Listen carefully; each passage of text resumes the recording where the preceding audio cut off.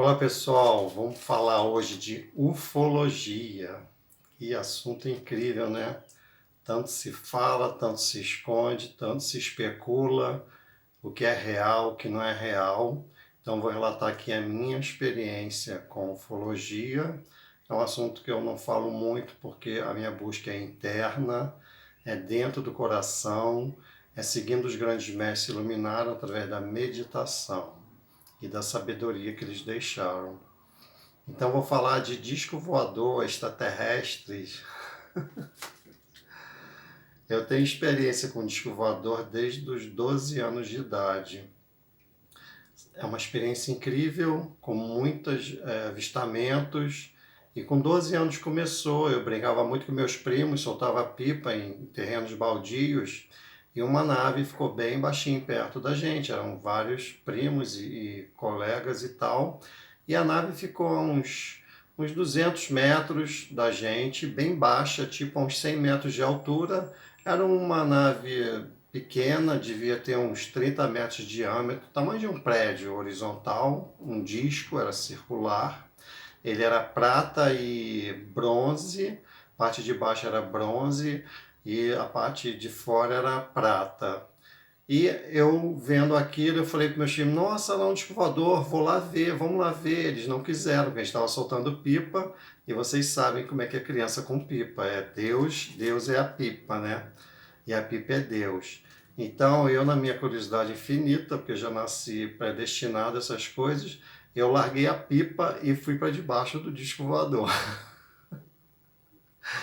Cheguei lá, fiquei olhando para ele assim, meio que com 12 anos de idade, o que, que você vai pensar? Que mágico, que coisa incrível, né? Que lindo.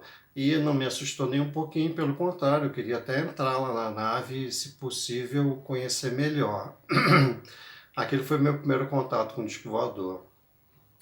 Depois eu comecei, quando eu já tinha uns 30 e poucos anos, eu comecei a ter muita saudade de algo que eu não sabia o que era, e eu vivia olhando para o céu, para as estrelas, e uma saudade imensa me dava, e as estrelas que mais eu amava olhar, de todas que são lindíssimas, eu olhava para as Pleiades, que era aquele 7 estrelinhas que a gente vê, eu chamava de diamante no céu, de tal forma que era a minha identificação com as Pleiades. Eu achava aquilo assim um brilho cósmico.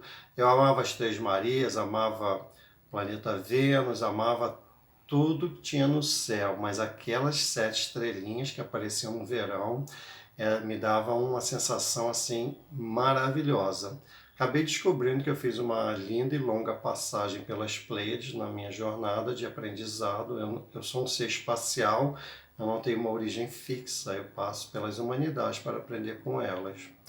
É, então, depois dessa época aí que eu descobri que eu era um ser que tinha vivido nas Pleiades, eu comecei também a conhecer outras pessoas, e um dia eu conheci uma comandante espacial que tinha entrado como um entrante, né, no corpo de uma pessoa, de uma brasileira, e acabei tendo experiências dentro da nave dela, onde ela fazia tratamentos de cura, era dentro de uma piscina de água verde dentro da nave dela.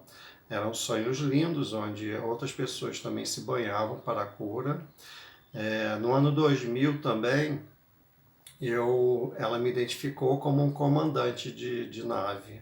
Na época eu estava nessa dimensão, sétima dimensão, que ela me identificou como um comandante de nave. E eu tinha vários sonhos onde realmente eu comandava uma nave. E naquela época foi assim, foi muito falado sobre o fim do mundo, né, 99 a 2000, onde as naves viriam resgatar, todo mundo ficou esperando as naves e tal.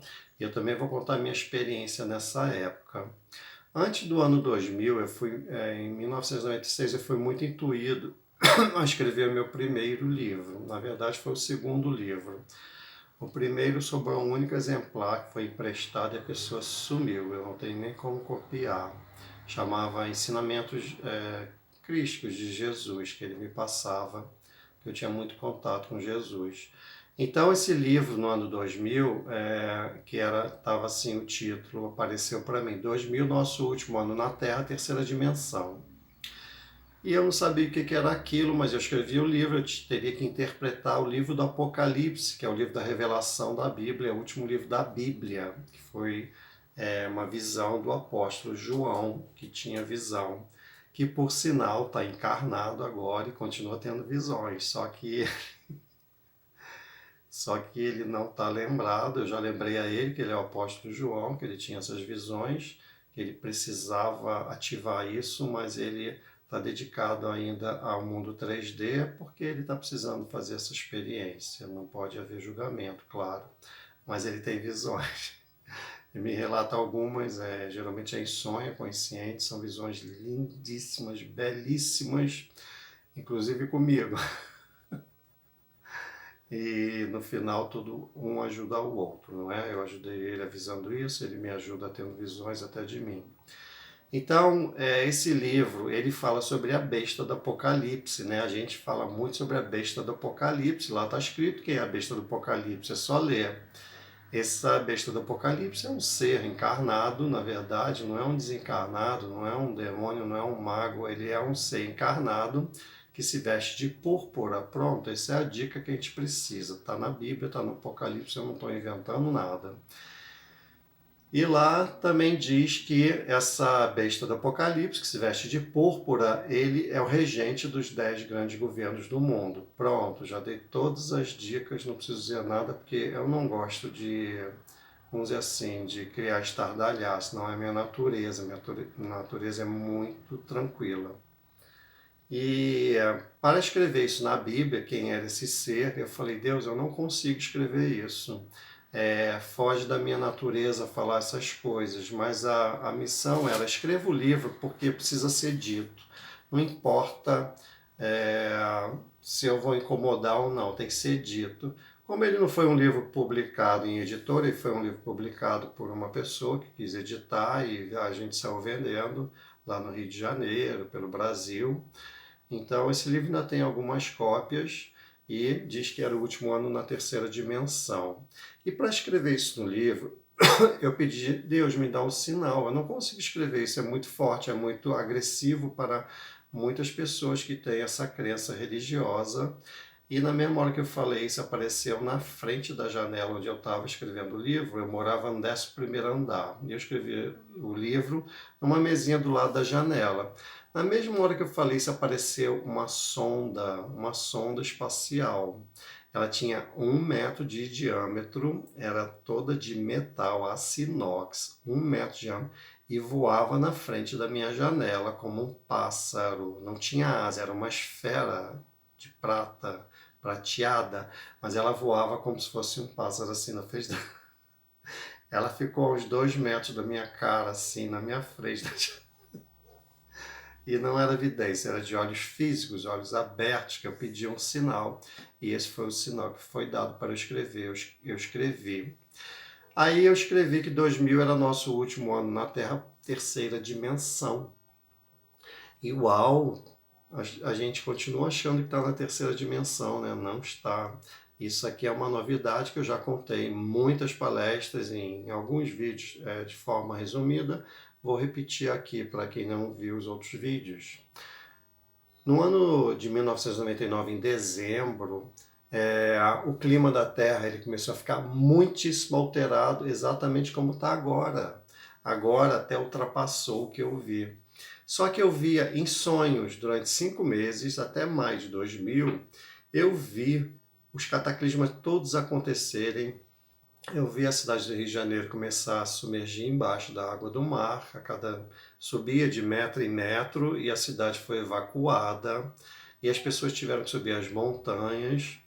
E aí sim, nessa hora, milhões e milhões e milhões de naves estavam visíveis no céu. Eu via em meus sonhos durante 5 meses, eu vivia uma realidade paralela onde a consciência coletiva da humanidade estava vivenciando a transição planetária.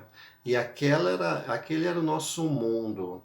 E o que é isso aqui hoje, então? Isso aqui é a humanidade, com sua consciência coletiva, ela clonou aquele mundo. Ela copiou e colou, Ctrl+C, Ctrl+V. A consciência faz isso. Tá? Se tem seres que criam universos, imagine uma humanidade que está apegada à densidade 3D, ela cria uma 4D clonando da 3D. Então as naves vieram sim resgatar a humanidade, mas elas só vêm na hora X, na hora que tudo termina. Ela não pode interferir antes. Por que que nossos irmãos espaciais não podem interferir antes? Porque eles já tiveram experiências anteriores, em outras eras de planetas decaídos, onde eles interferiam antes do tempo e isso causava uma interferência no livre-arbítrio e dava errado, a experiência era negativa.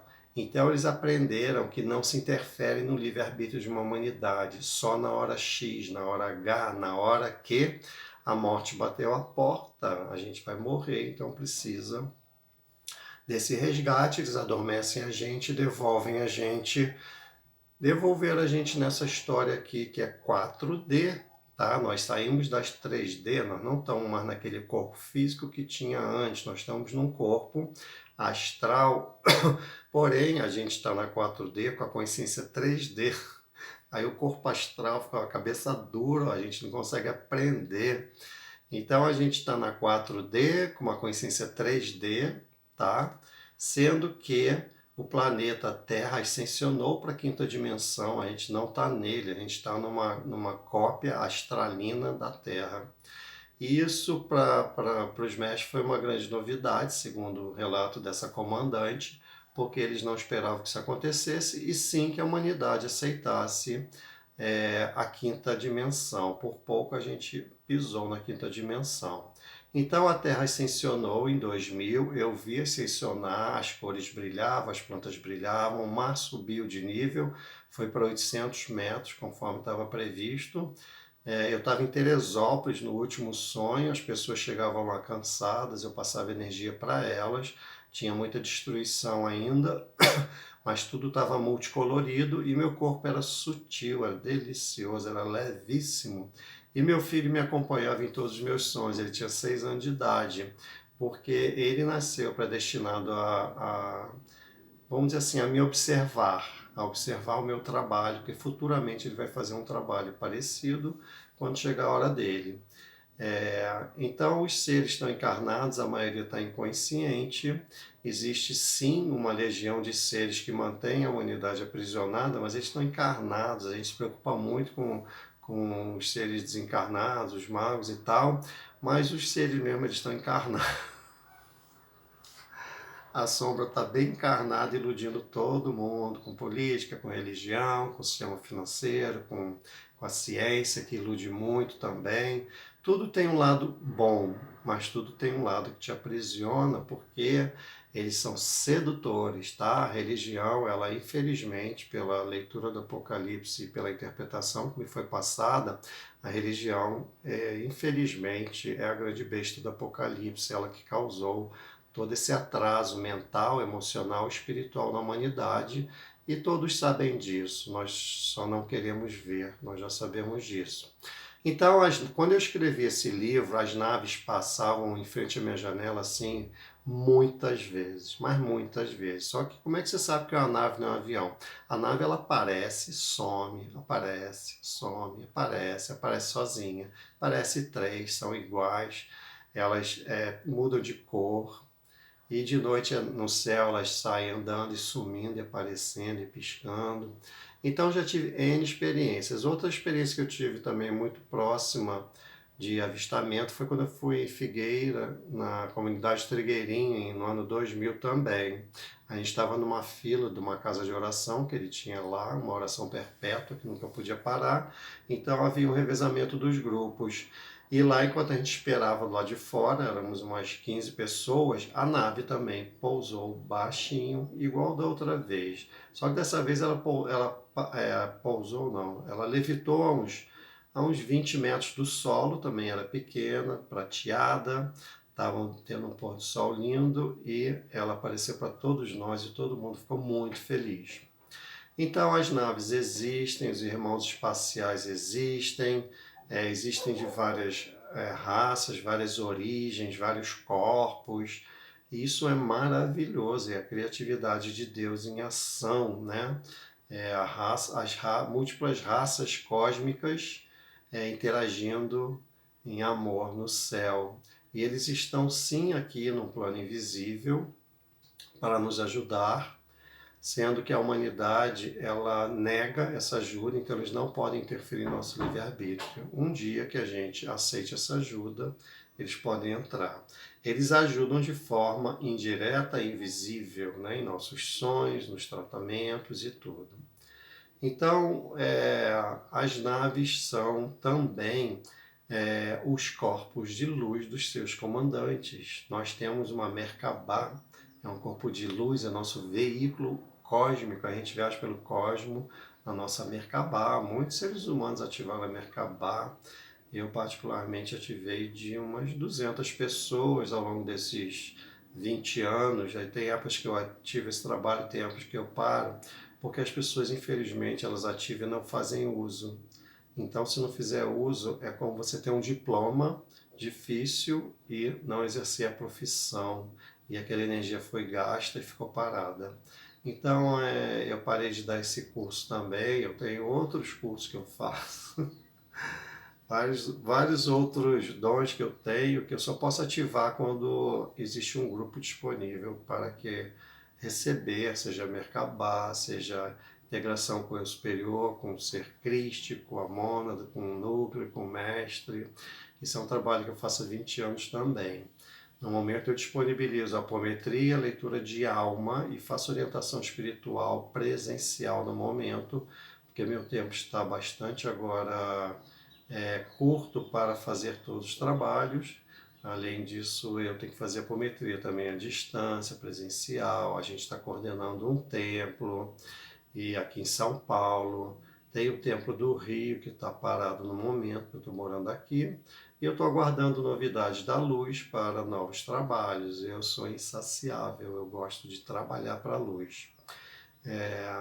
Eu posso me silenciar também, posso me recolher e me silenciar, porque eu estou em absoluto absorvido, absolutamente absorvido pelo Criador. Eu posso me silenciar, me retirar, porque eu já estou absolutamente fora desse sistema humano. E o que está acontecendo é que as pessoas não querem aprender, e as pessoas não querem abrir seus corações, as pessoas não querem ser humildes para ouvir, elas estão reagindo muito aos ensinamentos da luz, elas estão reagindo como se fossem grandes mestres, mas estão em completa ilusão. Então, o que está acontecendo é uma cristalização cada vez maior do ego. O ego, ao invés de se tornar um diamante lapidado, ele está voltando à forma bruta. Ele está transformando o diamante que era para ser lapidado, ele está transformando em forma bruta. Ele não está brilhando, ele está com superego. Então, estamos numa fase muito delicada de ensinar as pessoas, principalmente o brasileiro, que se tornou terapeuta de todas as terapias, que se tornou cheio de diplomas, e ele não conhece a si mesmo, ele nunca meditou, ele nunca fechou o olho para perguntar quem eu sou, de onde eu vim, para onde eu vou, ele não exerce o eu superior. As pessoas estão entendendo o recado, as mensagens, estão criticando, elas não estão tendo humildade. Então está chegando uma hora assim muito confusa para ensinar, tá? Então provavelmente muitos seres de luz no mundo vão até escolher o silêncio, porque chega uma hora que não há muito mais o que ser feito. As pessoas não querem. Então tem que ter cuidado com isso, tá? Com a falta de humildade. Na humildade a gente aprende. Então eu aprendi com Krishna, Buda, Jesus, Ramana, Sai Baba, Mestra Ama, Yogananda, Osho, Eckhart Tolle, John de Ruyter, sei lá, são tantos mestres maravilhosos, eu me curvo sempre perante a eles para aprender com a sabedoria deles. Adyashanti também é um cara sensacional. Olha, é tanta luz revelada no mundo e vem aquele que acabou de despertar, mas está em 99% de ilusão. Ele vem com pouco conhecimento querer criticar, condenar e negar a verdade. Então a gente está vivendo um momento muito difícil. Precisamos de muita humildade, muita humildade. Então, o recado de hoje é isso. As naves só vão nos salvar nos 15 minutos do terceiro tempo, tá? Não espere naves vir salvar. Elas estão aparecendo aí o tempo inteiro no céu, porque elas existem, já trabalham, elas diminuem a intensidade de tudo, dos furacões, das erupções vulcânicas, dos terremotos. Elas estão ajustando, é como se fosse a mãezona que cuida do filho sem deixar que ele cresça. Se o filho não crescer, ele não amadurece, ele não desenvolve uma personalidade linda. Então as naves são como nossos mestres, pais, irmãos maiores. E uma coisa interessante que eu aprendi, se eu vivia numa nave, também vivia aqui, quem são esses seres espaciais senão nós mesmos? Somos nós mesmos que vivemos nas naves, estamos nos resgatando. Dizem, é como se a gente estivesse do futuro, o futuro é de uma dimensão mais elevada. É o nosso futuro, mas esse futuro está no agora. Então, nós estamos nas naves, nós estamos nos resgatando. Esse ser espacial, ele deixa de existir quando ele desce, porque a gente abre espaço, ele toma conta aqui. Aí a gente se torna o comandante encarnado, não é um entrante, tá? Porque o entrante é quando a alma sai e entra outra. Quando desce o corpo superior, a gente assume essa dimensão maior, esse ser maior, e outros acima. Nós temos N seres acima, e cada ser tem um nome, que é uma frequência, um mantra, um significado divino.